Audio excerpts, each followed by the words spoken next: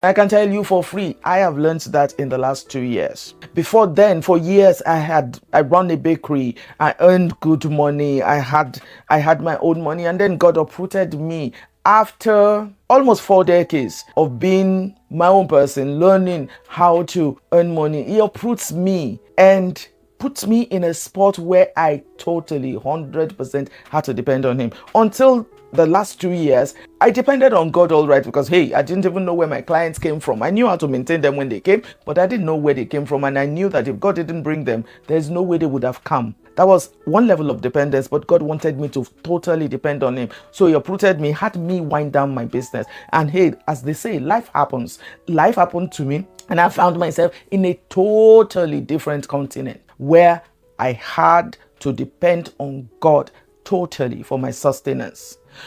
Before it came to that, I'd worked for God and I still work for God. But hey, you work for God with some plan B somewhere. In this case, I had no other plan outside of that. If God didn't bring it, then I didn't have it. And one of my favorite lines to quote now is, ravens still feed prophets. And if you study the persona of ravens, they're very stingy. They're very small. The prophet will be a human being, very big. How much can the raven bring that will feed a whole man? I've learned that God's word can be trusted. I've learned that God can be depended on. I've learned that God does not need my help to provide for me. And I can tell you that I know that God is faithful.